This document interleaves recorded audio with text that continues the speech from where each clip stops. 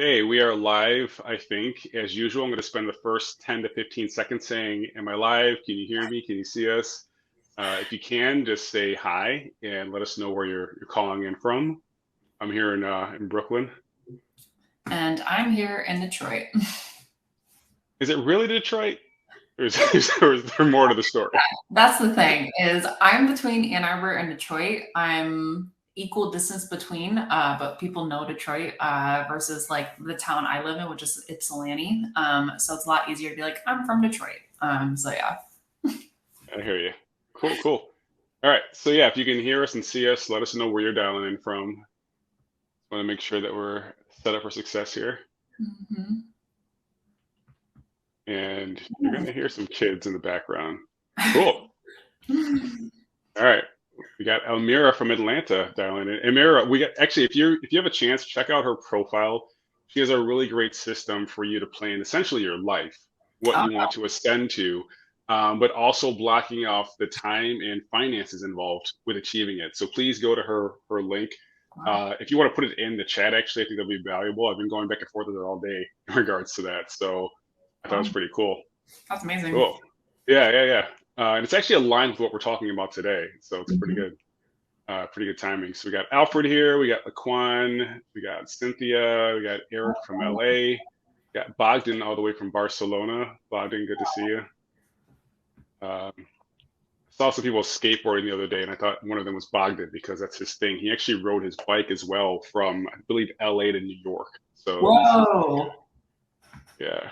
So glad to have him here. Lisa. Got yeah, we got Philip from That's Georgia. yeah. Cynthia said it's not a fun live stream until you hear Terry's kids screaming in the background. Thanks for that. It makes it more Appreciate real. it. You can probably call them up by name now too. Yeah. But here's the thing that I do want to say is my kids are home because unfortunately my family's been hit by COVID. 4 out of 6 of us have it, and luckily everyone's doing well enough. So you hear some kids screaming, but everyone's healthy enough, and it's great. But it actually aligns directly with the topic of today, which is planning your content in advance and also aligning it with the desired outcome for your business. So on my end, yeah, it's been a rough week because all my kids are under 6 years old and 3 out of 4 of them are sick. Mm. But if you look at it from an outsider's perspective, I'm still active on LinkedIn and posting because all my content was planned in advance. So even when you're going through challenging times, it makes it easier when you've more or less front loaded yourself for success by having this stuff set up. Mm. And one thing I want to bring up before we get into it is on my end, I'm really good at strategy and having ideas, and I'm also really good at execution. What I'm horrible at, which my wife will tell you, is planning. Really bad at planning, and fortunately, that's where people like Brittany Barnhart come in, where she's really good at planning. And we're going to be talking about a tool called Notion. So, yes or no in the comments, have you heard of Notion before? Just to get an idea and level set, we can explain what it is if we need to. But that's what people like Brittany are for. And then Meg, my executive assistant, is also in attendance right now. She's brilliant at that. Me, if you let me plan stuff, we're in trouble, right? So I'm not that guy. Plan is I am a business development consultant. And normally, what that involves is helping other entrepreneurs grow their brand and revenue. It could be coming up with your pricing, your pitching, your social media content, so on and so forth. That's what I do. And I like helping with early stage entrepreneurs so I can help people avoid the same mistakes that I made when I was first starting my business. But what I also want to do now is give Brittany a chance to introduce herself as well.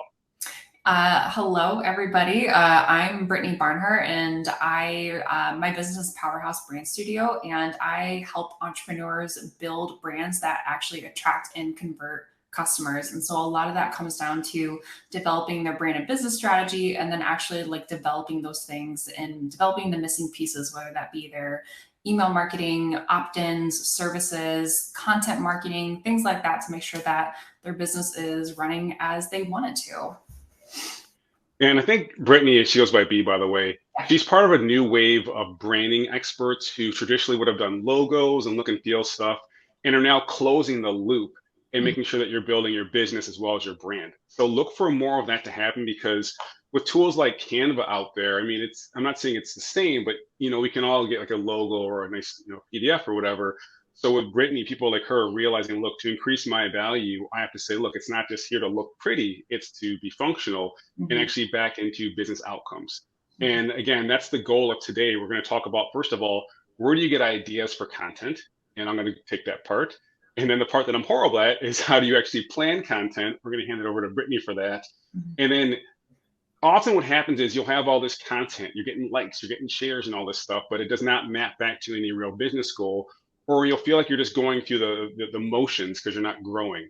So we're also going to talk about what are called OKRs. Yes or no in the chat. Do you know what an OKR is?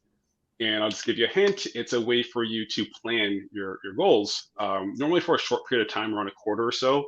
So do you know what OKRs are? And if you do, can you write that out, what the O, the K, and the R stand for? But if you have those two juxtaposed, meaning you're really good at planning your content that provides value to your audience, and you also have these OKRs behind that, you're in a really good spot because you're not only creating good content, you're optimizing the results of it to actually lead into real business goals. So Mhm. I'm seeing a lot of no's on the OKR part. That's all good. That's what we're here for. But if Mhm. you don't have that, you're just spinning your wheels, and you're going to be wondering why you're not getting traction. You might feel like it's a waste of time to be posting on social media. It's not a waste of time. It's a lack of a strategy, and we're going to talk about that during the back half. But what I want to do now first is just talk about a few ways to create content because often that's where we get stuck. And I see Fernando knows what these OKRs are. Ilani does as well. Ilani, my daughter's name is Elena, so if I call you Elena, my bad. Um, Eric, is it like a SMART goal? It's similar to that. It goes a bit deeper. Angela nailed it. It's objectives and key results as well. So Eric, stick around. We'll get into this because it would be remiss of me to tell you how to create content and then say peace out and not tell you what to actually do to make money from it. No. But what are a few ways to make content, right? I'll give you 5 easy ways. And the reason being is because of the millions of people that are active LinkedIn monthly users, only 3% post once a week, right? Which is pretty low. And that's good news for you because that means there's a lot of space available for you to grow on this platform. And the benefit of LinkedIn versus an Instagram or a Twitter is it's a content deficient platform, meaning people are not as likely to share content on LinkedIn as they are on Instagram or TikTok or other channels. So you can get much more views for your content than you would with other platforms, which is great, right? But what do you write, right? That's the big question. Here's the easiest way to start. Easiest way for like Terry, just, what's the hack? No hacks, but here's an easy way to do it. Think of 10 questions that your audience has. Step one, Mhm. answer them. Step two. That's it. So you're just answering questions. And by design, if you're answering questions, you're providing value to your audience. So again, we'll do this as a poll here. Yes or no, can you think of 10 questions that your audience has? So for me, it's going to be how much should I charge? How do I get more clients? How do I run a business with 4 angry children yelling in the background? Things like that. And as long as I'm providing those answers, then I'm providing value to my audience, right? Mhm. That's the first one. Another one is taking a contrarian approach. So everyone feels this way, you feel that way, right? So one post I had recently was, people say you should never work for free. It's ridiculous. It's demeaning, so on and so forth. And my thought was, well, you pay to go to college to get experience and connections. Why would you not work for free to get experience and connections, right? So that's a contrarian approach to should you work for free or not, when most people would say, no, you should not, right? So you want to be contrarian, but don't do it just to be like rude or just to get attention. Like there should be some kind of goal to it or some kind of value in it. Don't just say like, I think this is stupid. Do you agree or disagree? Like, don't be that person, right? Another is motivational, right? Third one's going to be motivational. And what I'll say is something like, hey, if you're just starting out, I know it's tough, but it actually takes around 18 months for any entrepreneur to feel like, they have it nailed down and that, they feel confident. So if you're within that 18-month, window, keep moving forward, use failure as data, so on and so forth, right? So the third is motivational. Last one is current events, actually the fourth one. Current events. What's going on in your industry that's relevant to your audience? It could be some new data that came out. It could be in regards to an upcoming conference. But what you want to do is say, this thing is going on. Here's how I think it's going to affect the rest of us, right? So one thing that's going on in general is a lot of people that work in offices are being forced to go back to work, which is unfortunate because I was on the subway the other day hated it, right? So I can't imagine being forced to do so after you've been so comfortable working from home for the last 2 years. I could say something about, this new report that came up that said X number of people don't want to go back to the office. What does this mean to you? Maybe you should start your own business. If you need some help with that, I gotcha. And the last thing is going to be day in the life content. What's going on with you? So again, right now, I'm happy to be leading this webinar. Why? Because I'm getting a break from the chaos that's been going on the last week, right? So when you love your job like I do, stuff like this does not feel like work. It feels like almost an escape. And I genuinely am happy to be here. But as a result, I know that your time is valuable too. So I want to make sure that I give you value in exchange for that time. So those are the 5 ways. I wrote them down because I'm tired. First one is answer questions. The other is be contrarian without being rude. The third would be motivational. Fourth being current events, what's going on. And the last is something personal, something day in the life that you can tie back to your content. Mm-hmm. So those are the 5. And I'm curious, just in the chat window, if you can put in here, which ones resonate with you the most, right? I'll say it again. Is it answering questions? Is it contrarian? Is it motivational? Current events? What works for you? And since there's a lag, I'm not actually going to wait for a response, but I will call it out momentarily. So with that, we have all these options here to create content. And I'll say this, if you want to learn more about my process for creating content on LinkedIn, I do have a workshop coming up next Tuesday, the 26th from 4 to 6 p.m. Sorry, from 2 to 5 p.m. Meg is going to drop a link in that if you want to learn more about that. But more or less, it's LinkedIn marketing and optimization for consultants and other entrepreneurs. So if you want to do that, cool. There might be kids yelling in the background, but that's part of life, right? So let me know if you want to get on that. But what I want to go into now is the planning part of content, because for me, again, that's where I fail, right? I have all these great ideas in the moment, but here's the problem with that. It won't always align with my overall goals, or since it was in the moment and not well thought out, I'm prone to typos, which people are very nice to, ignore or politely correct sometimes, but it's not as thoughtful or impactful as it could be because there is no plan for it. Or I'll have an event like this and I forget to promote it, right? So now I'm scrambling to get people to come to this with a reasonable period of time because I didn't promote it properly, right? So that's the benefit of planning. And again, that's where B comes in. So I'm going to have her walk through this amazing tool called Notion, and more amazingly, this dashboard she made for you to plan and optimize your content. And we'll also talk about repurposing content shortly as well, because one of my goals is with any piece of content, I want to 5x it or 10x it. What do I mean by that? In this case, right now, I'm leading a webinar with Brittany, right? Mm-hmm. You will see this next week on other forms of social media, on my website, on YouTube, in a shorter version, full version, text version, so on and so forth. So we'll get into that shortly as well. But for right now, I'm going to stop talking so I can mute myself and handle these kids. And B, I want you to walk through this board, which I've been blown away by and greatly benefit by as well.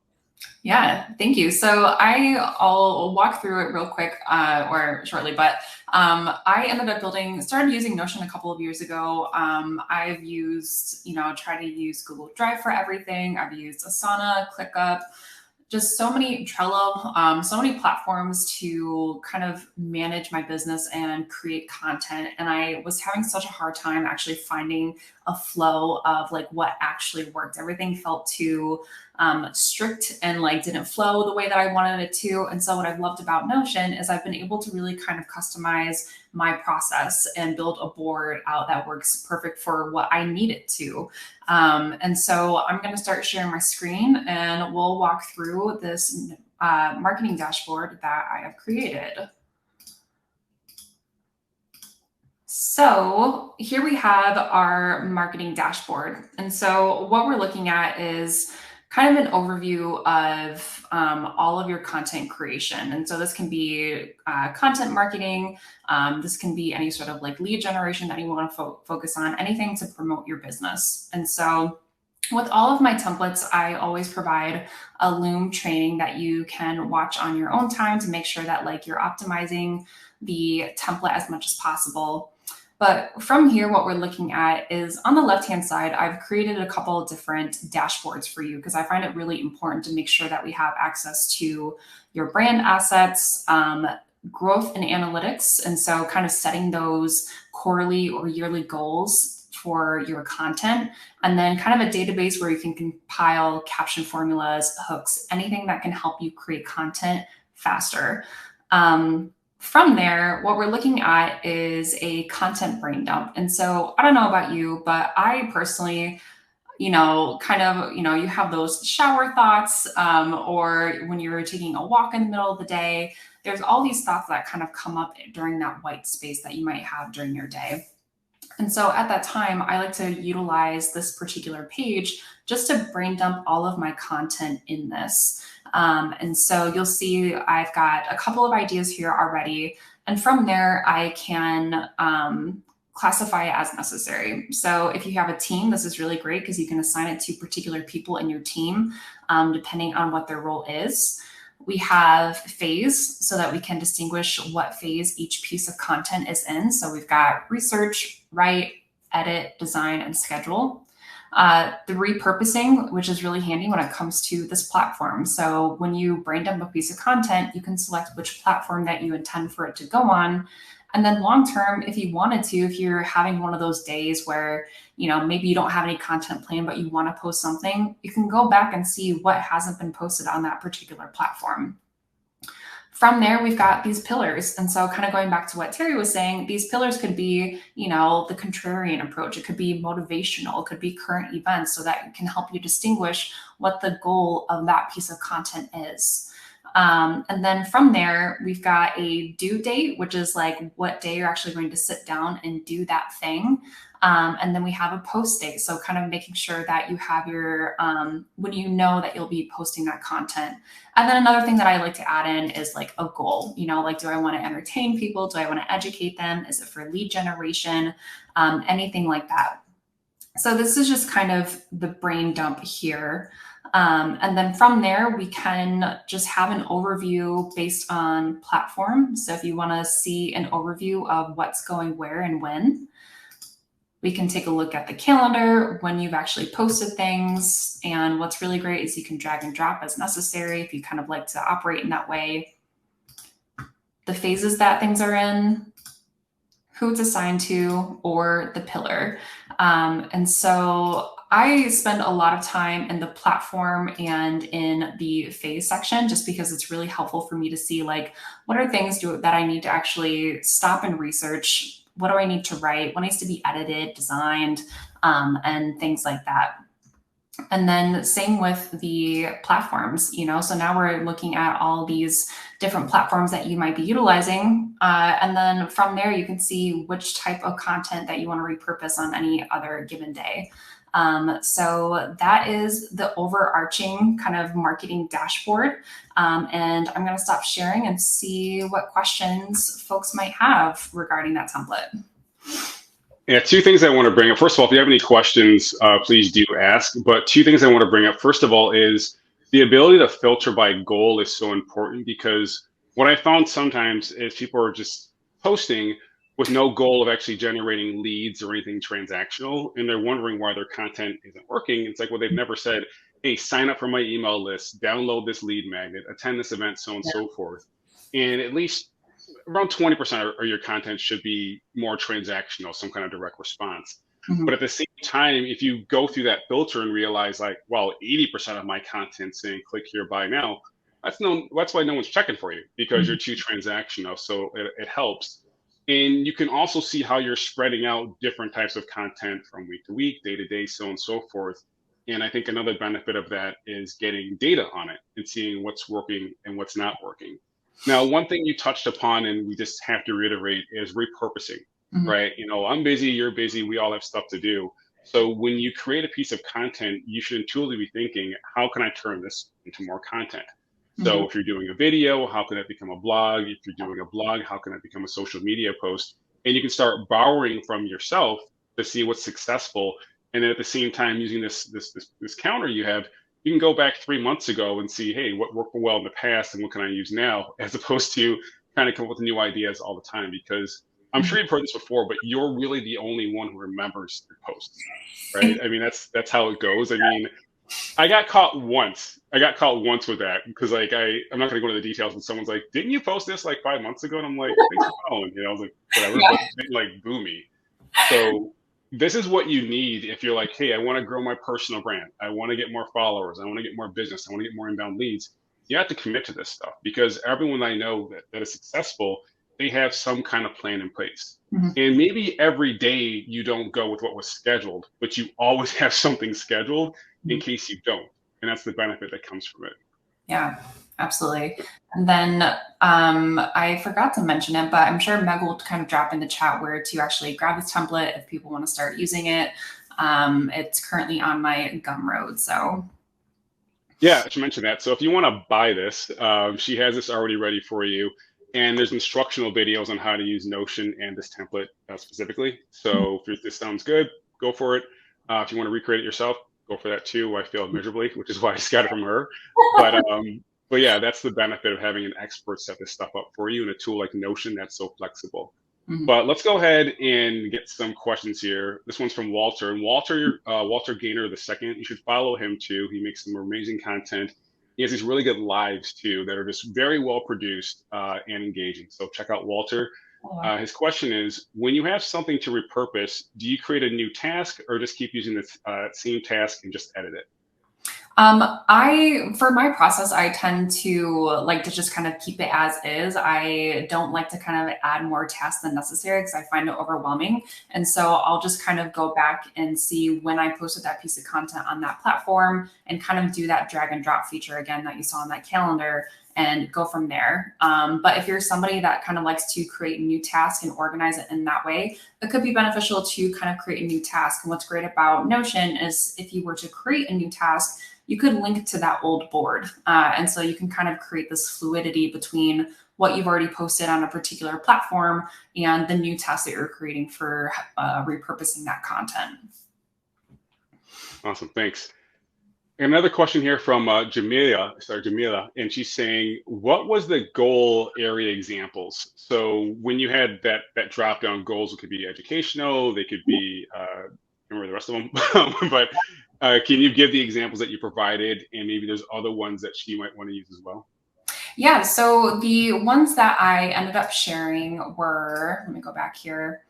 The goals that I had were entertain, educate, storytelling, and lead generation. So that's kind of a nice mix that I like to keep for my own content to make sure that like I'm showing up as me, but I'm also educating my audience and I'm doing that lead generation and showing up in those ways. And what's great is if you have other goals for your content, you can add in those particular filters. And so you might have maybe 2 other goals that you like to have for your content. You can absolutely add that in. And so that's another great thing about Notion is that like, obviously this template is available to you, but you can customize it to fit your unique process. Yeah, that's what I was going to say. So like on my end, I have a podcast coming out. Mm-hmm. So one of my goals might be to get podcast listeners, and that's going to be the theme of that post. So you want to make it your own. And I think that's the problem with some templates is sure, start with a template, but templatize, then customize. Yeah. Otherwise, you'll never reach your desired outcome because it wasn't set up just for you. So you do want to put some time in to watch those videos that be set up so you can make it more of your own. Mm-hmm. Otherwise, it's always going to feel like it's someone else's process that you're following, and you should definitely be your own person, follow what you want to go forward with. Yeah, absolutely. But one thing you hinted at was goals. And that's where I want to make this pivot now into having these OKRs, objectives and key results. And this is often a fatal flaw I see with many businesses is they'll have a vision. We want to be this, we want to be that, but they don't have actual objectives. What does this actually mean on a quarterly basis, not an annual basis? Because often things move so quickly. You want to have these 3-month sprints because it gives you enough time to accomplish something meaningful, but it's not so long that you don't pivot quickly enough if it's not going to be successful. Yeah. So that's where OKRs come in place, objectives and key results. So on my end, I could say one of my objectives is to, let's say I want to be seen as a thought opinion leader as an entrepreneur by getting, I'm trying to think of a good goal here. I probably should have thought this in advance. I'll say 25,000 people to download my podcast within 1 quarter. That's my objective. What are the key results? What things do I have to do in order to meet that goal? Well, one is I have to create content about it on social media, right? So I got to make sure that I'm talking about it, encouraging people to do so. And maybe I'm saying at least 3 days a week I'm talking about the podcast. Another thing could be enabling my guests to spread the word. So every time someone's a guest, I'm like, hey, B, thanks so much for attending. Here's some clips from the post if you, or from the podcast if you want to put them up as well. Here's some, great talking points, so on and so forth. Here you go. So I'm empowering my guests to do the same. And the last one could be some kind of contest, right? So, hey, if you listen to the podcast, there's an Easter egg here. At this moment in the podcast, I say what high school I went to. Post it online, share it with your friends, and I'll pick 5 people to win, right? So these are examples of an overall goal, and then the underlying, let's call them projects you have to do to meet that goal. Mhm. And for you, it might look different, right? For some people, it might be, I want to get 10 new clients this quarter. Mhm. Okay, that's the overall objective. What do you have to do? I have to post on LinkedIn 3 times a week. How do I do that? Get this planning system. What's another thing? I have to do 10 outreach messages every week too, right? That's another option.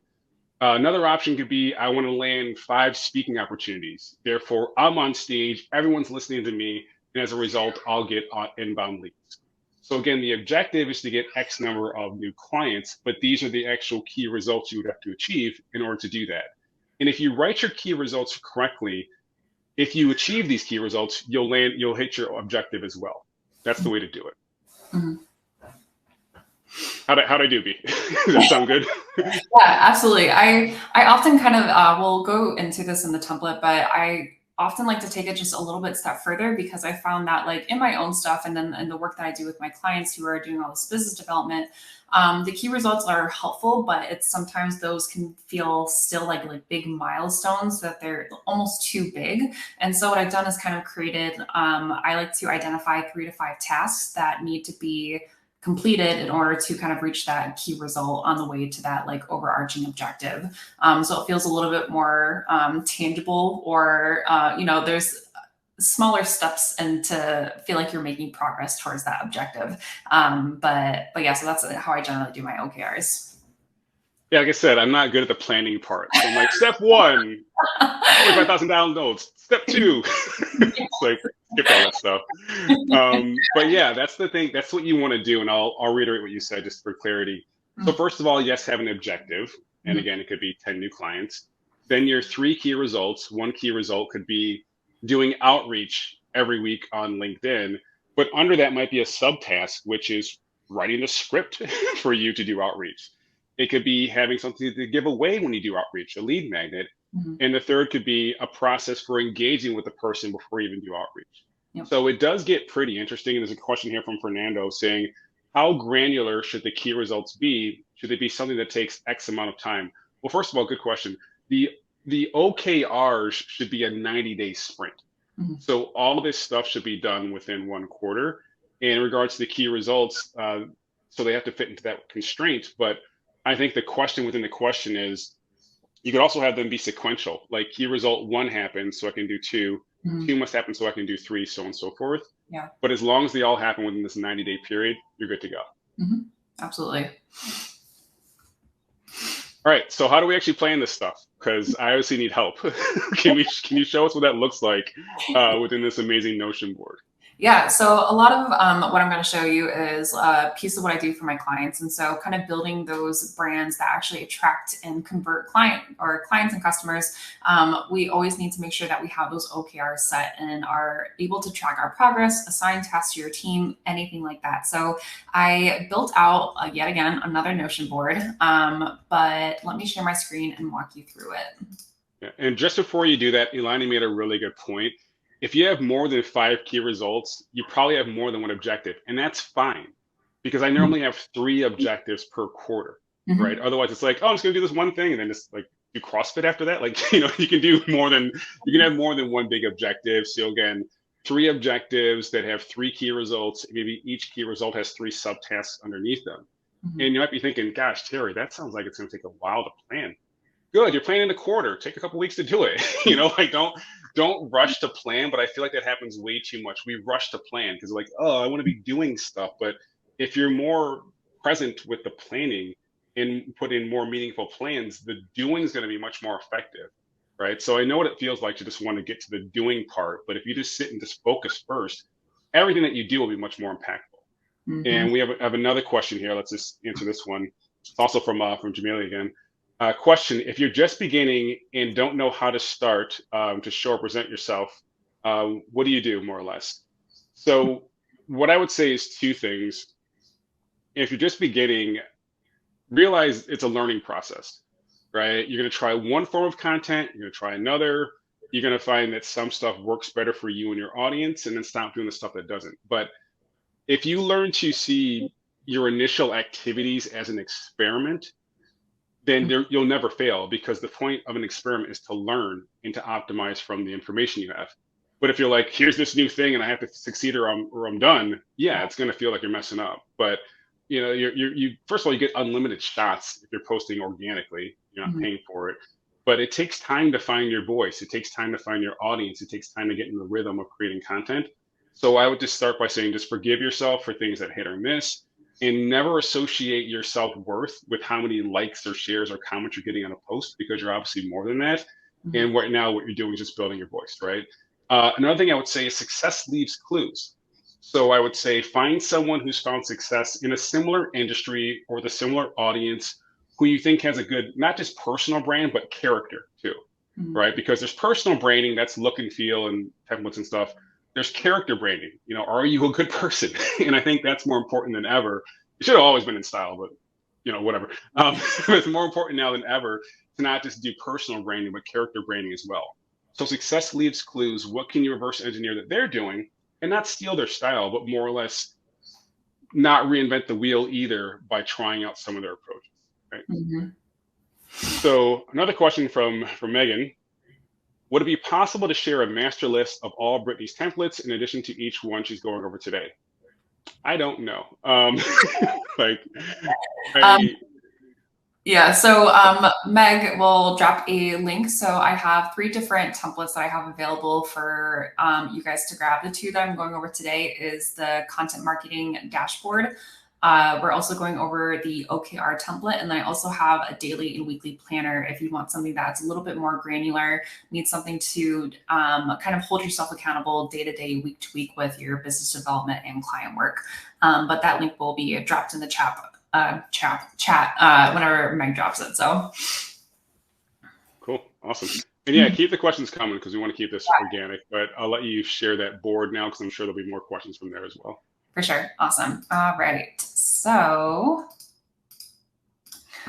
here is the OKR template that is built out. And again, everybody will always get a training to watch this, because I know that as we're looking at this, at first glance, it might be incredibly overwhelming. But I want to break it down as easy as possible to make sure that you can feel like you can make progress and you're not feeling overwhelmed, which I know can be a very common feeling when you start making these really big quarterly goals. And so what we're currently looking at is at this top, these are tasks that are due today. And so you'll see that I have a status for each of them, whether I'm on track, it's been completed, or if I feel behind on it. They're attached to particular objectives, which we'll go over in a minute. And then you'll see that I actually kind of divvied it up into a task month. And so I'm somebody that yes, I definitely want to set a goal for Q2, but I also want to identify what month should that particular key result be done or that task be done, so I can make sure that I'm actually making progress. Because it can be really easy to just be like, I'll do it tomorrow, And then from there, I have a due date for those tasks, a way to check it off if it's been completed, and then again, a way for you to assign tasks here. So this is the first part of this board. And then from here, we actually get into the quarterly objectives. And so you'll see what I've done here is I've set 3 quarterly objectives for Q2 for my business. I want to book 5 clients. I want to increase my newsletter to 1,000 subscribers, and then book 3 podcasts. Here I've again outlined the quarter. And then I also have a focus area. So I've added in a focus area because I find it really helpful to make sure that I'm not just focusing on one particular thing. So for example, I have focus areas that include lead generation, growth, marketing, business development, and partnerships. And so you can absolutely use these in your own business, or if there are particular focus areas that you want to add in, you can easily add that one in. So maybe you want to do more, client work. That's probably a bad example, but you can add that in super easy. This is actually attached to another database on this separate board. So we're going to kind of skip over that for the moment. And then from here, what's great is that we get to get a sense of progress. So each task that you assign to your objective, you get to see how much progress you've actually made to that overall goal. I don't know about you, but setting these goals can be daunting, but also exciting. And it can actually really help to see what type of progress you've made, and just feel good about like what you're doing. And then, I want to pause you here because that's so important. So I'll reiterate. yeah. You can see the progress that you're making towards your overall goals. Why is this important? Because so often when you have a large goal, it's hard to see any or feel like you're making any kind of progress because there's so many steps involved, right? And you're like, this thing is not done. What have I done? I wrote this, I planned this, so on and so forth, but it feels like you're not actually accomplishing anything. When you see that number going up, it's almost like gamification for yourself. Like, wow, I'm doing this.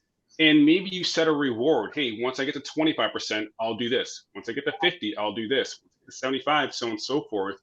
And then inversely, if you see you're at like, 75% for one, and you're only at, 25% for another key result, you need to start focusing more on the other one too, right? So it's very beneficial to see this and just, again, reward yourself, not just for the outcome, but for the commitment to the process. Because if you don't stop to take time to celebrate these things and acknowledge them, you'll never make it to the end goal because you don't see the outcomes from all your effort. 1000%. I am somebody that definitely needs that reminder pretty consistently because I'm always just like work. But again, it's always nice to like celebrate that progress. I'm really glad that you brought that up. And then from here, so we have all those objectives that we set for each quarter. From there, we get into the key results and then the tasks that I mentioned earlier. And so each time, so let's run through an example. So for quarter 2, I want to book 5 clients. And so I currently have a key result that says I need to schedule 15 discovery calls. If I need to schedule 15 discovery calls, I'm going to set another key result for maybe I need to post about services at least 1 time a week. And then I'm going to assign it to the objective. And then you'll see here, if I look at the book 5 clients and then the key results over here, that has been added to this key results. And so this is just kind of like a fluid way of adding in results, objectives, and tasks. And then from there, so we have those key results, which can be helpful to kind of see. I like to view the key results as milestones. And then I like to kind of break it down further into potentially 2 to 5 tasks that need to be completed to even reach that key result. It makes it feel a little bit more attainable for myself. And so here we have a table full of tasks. And so if I need to post about my services once a week, I'm going to create a task of writing 1 Instagram post per week regarding services. And then from there, I'm going to assign it to the objective and then what month I want to have it done. And then I can assign a due date when this needs to actually be completed, which is today. And from there, so we have all these tasks that are now assigned to each objective, but this is so fluid. And so each time I assign a task to this particular objective, if I scroll back up here, we now see that this additional task has been added to this database. And so another thing that I want to kind of mention is I know that this kind of overarching view can be a little overwhelming, but even within each objective, we can kind of customize it even further. And so this is in the template, but I'll just kind of like run through this real quick. But if you're somebody that just wants to open up this particular objective and see a database full of just the tasks for this specific thing, we can create a linked database of the tasks and then set up a filter for this objective. So each time I open up this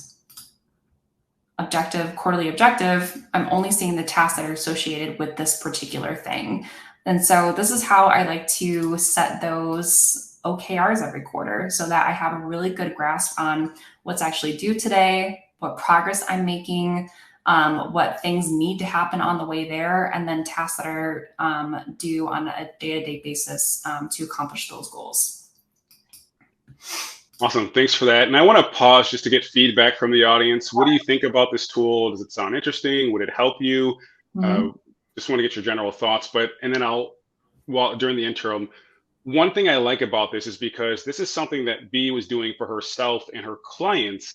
And I saw it, I was like, yo, this is a really, really powerful solution for other people. So it's a good example of how entrepreneurs will solve a problem for themselves, but then realize that other people have the same problem as well. Because as soon as I saw it, I was blown away. I'm like, other people are going to want this. And fortunately, you can help a lot of people with it by selling it as a template, as opposed to some of the one-on-one work that you're doing, or one-to business work that you're doing. Yeah. So for me, when I saw it, I was blown away, but I'd love to get everyone else's input as well. And what I also just kind of want to double down is the fact that you should be spending time on this stuff. You shouldn't rush through it. And I'm guilty of that too. So as you're looking at this, if you're like, oh man, it's a lot of stuff that I have to plan, you're going to do it anyways. You're going to do this stuff anyways, but if I know, oh, there's 47 steps for me to be successful this quarter, I'm going to write them down. I'm not going to skip that step. Yeah. That's just kind of how life goes. So if you're feeling overwhelmed, I hear you, I get it, but it's like, you're going to do this stuff anyways.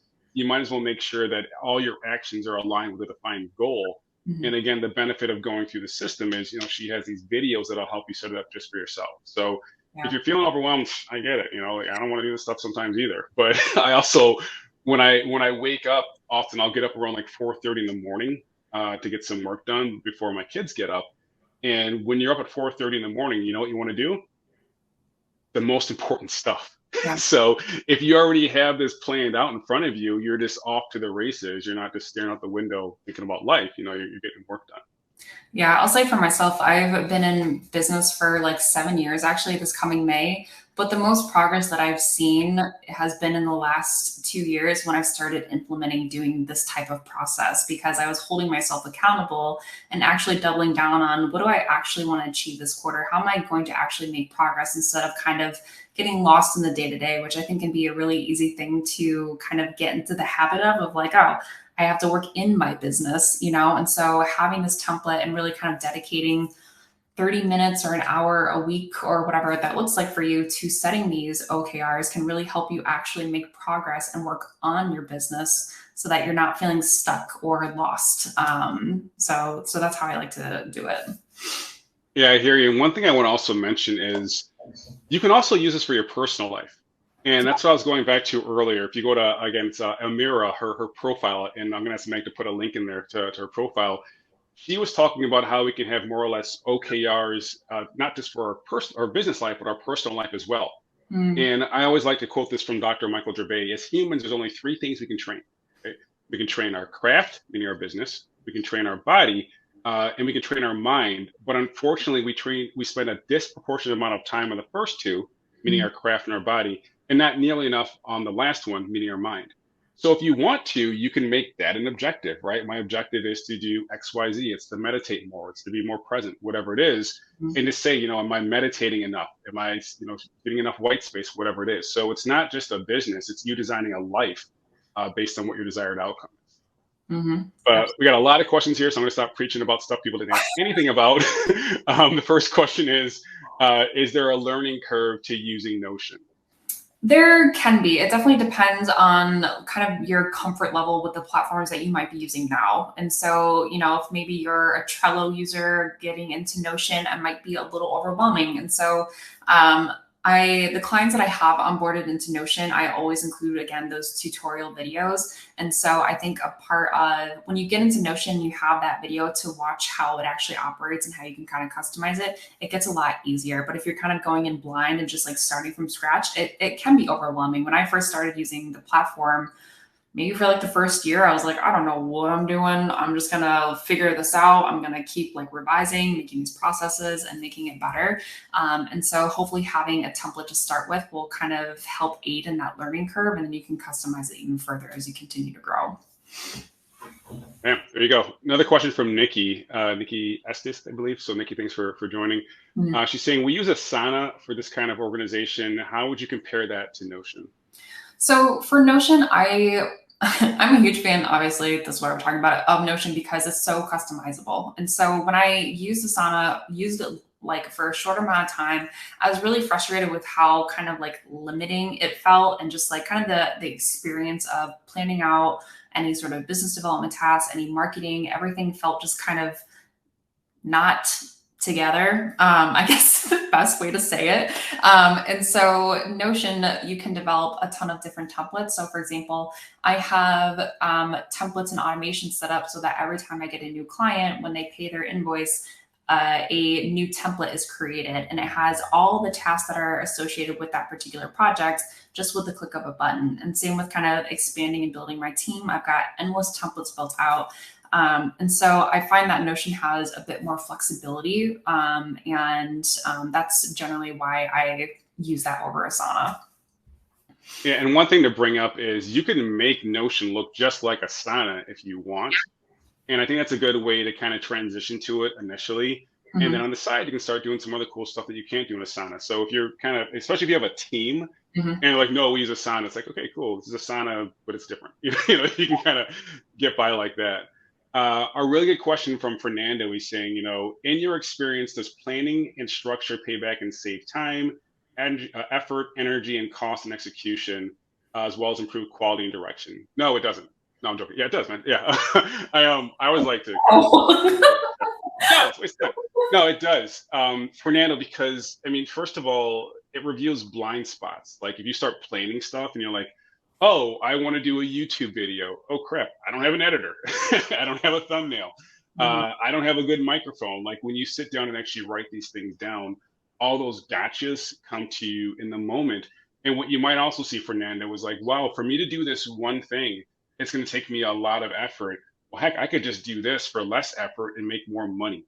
So when you look at all the steps involved in the process, and this kind of goes back to what we were saying before, take the time to do so, you might say, man, this is going to take a lot of time. Maybe I should just do something else instead. Mhm. But and this is something I've done with Meg, my executive assistant, who's on the line right now from a company called Chatterboss. So if you need help with anything in regards to admin, content distribution, so on and so forth, please reach out because she's amazing. But I have to document everything I'm doing to show her how she can help me.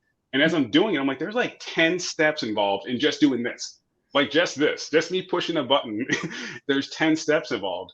And on weeks like this, when I have 4 angry children at home, I don't have time to do it. So Mhm. when you actually document this stuff, then first of all, you can see, does it make sense to do it this way? And or if you have a team, it's much more easier for you to hand this stuff off. So does it take time? Yeah, but you can definitely save time, make more money, and just have more clarity in regards to what you're doing going forward. Yeah, I think a lot of that too really kind of comes into like finding your zone of genius. So I think that it can get really easy to want to do everything yourself because, like, yeah, like we're all capable. We can absolutely do it. We've all been in like startup mode trying to figure out how to do it.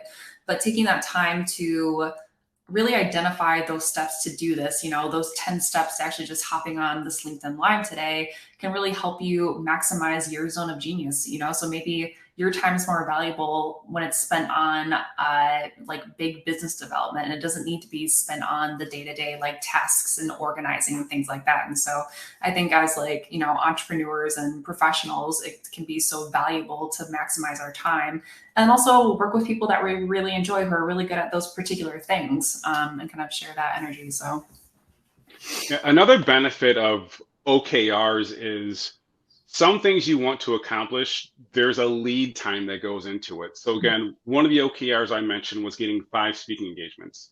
Okay, so what do you have to do for that? Well, first of all, what are you going to talk about, right? So you have to write down that message. Another is where are you going to deliver these talks, right? So you have to find these organizations, and then just like Meg's doing on my behalf, getting the contact information for companies that you want to reach out to or organizations you want to reach out to and saying, do you want to do this thing? And even if they do want to do that thing, it probably ain't going to be tomorrow. So maybe it's 1 week out, 2 weeks out, 3 weeks out, whatever it is. If your goal is to do it within that quarter, then you have to start much earlier. So being able to almost have a timeline of what order your tasks or I guess actions have to go into is beneficial. And that's why, again, taking the time to write this stuff out will save you time, will save you headaches going forward. But you have to dedicate that amount of time to do so. yeah, absolutely. Cool.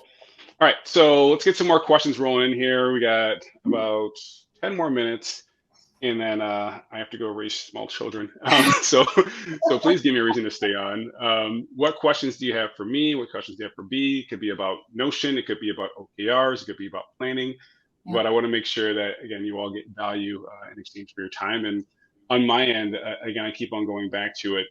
Just some of you are probably like me, where you have really good ideas and you're not lazy, you're willing to execute it, but it's like the planning, you're like, oh man, like that's where you get bogged down. Mm-hmm. And then you become a bottleneck for your own organization because you haven't put the steps in place to be successful, or things fall through the cracks, or they don't go as well as they could have because you didn't plan well. But that's the point of having these templates in place. Yeah. Yeah, there's been a couple of clients that I've worked with who, during our time together, they end up expanding their team and actually like hiring full-time employees. And the biggest thing is like helping them not be that bottleneck. And so it's like, how can we document your process? What can we create in terms of templates or videos or anything like that to make this process so much easier? And kind of going back to Fernando's comment, it can take a lot of work to actually like develop this stuff. But once you've completed it, man, smooth sailing. It'll be so easy to keep growing your business and you won't be that bottleneck. Yeah, and one more question for the audience. Do you know what SOPs are? I'll give you another acronym. SOPs, yes or no? Because if you don't have these in place, then there's a bit of a challenge there too, because you're not sure of how certain things flow. And if you ever want to hand things off to someone as a team member or an assistant, you're stuck. And you're stuck just kind of explaining things on the fly and maybe not doing a good job. So SOPs, do you know what those are? And if so, can you go ahead and put that in the chat window? And again, on my end, this is something that I have to use a video for because with SOPs, and I'll give it away, with SOPs, you're more or less planning or you're documenting every step of a process, right? So step one is this, step two is this, step three is that, so on and so forth. And on my end, I just skip over stuff whenever I'm explaining it, unless I really sit down and practice. I'm like, step one, this, step 14, this, step 39, that. And it's like, that's why, again, Megan comes in handy so often. She's like, wait, let's slow down. So yes, SOPs, Tanya has it. So does, looks like, actually, I think Tanya, the only one who got it. Cool, congrats. It's standard operating procedures, right? Matthew has it too. Matthew's a pretty bright guy, creating some really good content on LinkedIn. So if you want to learn more about him, please do. He's a pro at digital marketing. Standard operating procedures. And since I'm so bad at documenting them, what I do is actually record them using a tool called Loom, Loom. And with that, you can record your screen. You can also notate underneath it as well. But then you can share that with whoever is doing these tasks. So again, on your end, if you're documenting stuff for a team or even a client, work comes in handy. Loom works, but I believe, B, is that what you use to document your Notion board as well, or did you use a different tool? Yeah, so Loom actually, you can embed Loom videos in Notion. And so anytime I like build out a Notion template, you always get like a Loom walkthrough. And then same with clients, anytime I'm providing feedback on anything that they're developing, it's always a Loom video. And it's easy because you can just embed it and watch it in Notion. Yeah, with Loom, I mean, I use it, not to get off topic, but I use it instead of answering long emails. Yeah. If someone's like, hey, Terry, they just bombing out a bunch of stuff, I'm like, let me just make a video. And I'll like, because that way it's a more like stream of thought type answer, and I'm not worried about how it's structured. But yeah, so I see Xavier chiming in too. What's up, Xavier? So another question from Nikki. She's saying, in planning social media tactics, where do you see the best use of your time? Is it to have a specialized team members for each platform, not just LinkedIn, blogs, or Facebook? And what about alignable with what about aligning with Google Business and TikTok and YouTube? So the question is, what's the best use of your time? I mean, just whenever I hear team, I think, well, how big is your team? If someone's really good at TikTok, they might be really bad at Google Business. So you want to let people play to their strengths as opposed to developing weaknesses typically. But that's also the benefit of having data. Where are you getting the most impact for your time, right? You know, you could be getting a bunch of likes and followers on TikTok, but are they actually buying anything from you? If not, maybe LinkedIn's a better spot to go. So that would be that's like the blanket response, like look at the data. I would also look and see where your competitors or similar companies appear to be having success too. And if they're going really hard on LinkedIn, maybe you should double down there as well. But like I keep on saying, success leaves clues, and you want to analyze your own data based on the overall goals that you have. Mhm. I will say this though.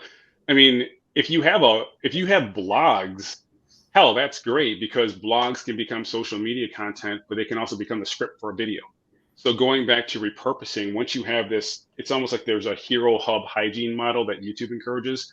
Once you have this hero content, this large, wide sweeping, like more robust content, you can then repurpose it into smaller pieces, meaning a social video, a social post, so on and so forth. And then from there, just keep on extending the life of the content. Yeah. So that would have been a good Loom response. Like if you just asked me that question on email, I would have been like, I just want to talk for 5 minutes and hope you either gave up or got the point. But hopefully that was helpful. Xavier, thanks for the backup there. Cool. All right, so B, I gotta go. You gotta go too. So Meg, if you can drop that link one more time. Again, this is going to be a great way for you to organize your content and your goals using this template made in Notion, which is super customizable. And again, the benefit is we have these videos that are going to help you do the same thing, that'll help you make them yours. But what I'd like to know, and you can chime in afterwards, is was this helpful? What other questions do you have about OKRs, about planning your day, about Notion?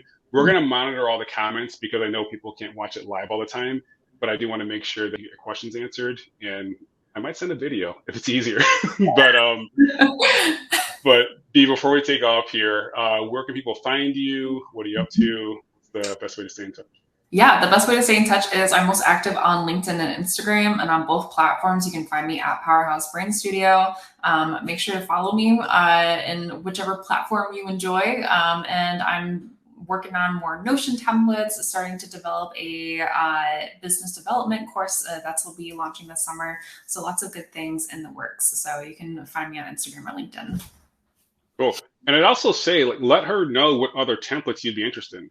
Please right? do. Maybe it's just one for creating a podcast. Maybe it's just one for creating your YouTube videos, whatever it is. Yeah. But yeah, chime in because this is what she enjoys doing. Mm-hmm. And on my end, I'll be here again next week with Amina Altai, who is a holistic business coach. And she'll be talking about how to develop your money mindset. So how to ask for more during sales calls, how to remove any kind of blockers or self-limiting beliefs involved with that, and how to get paid for who you are, not just what you do. So I'll see you here next week for that one, but thanks for tuning in. Thanks, guys.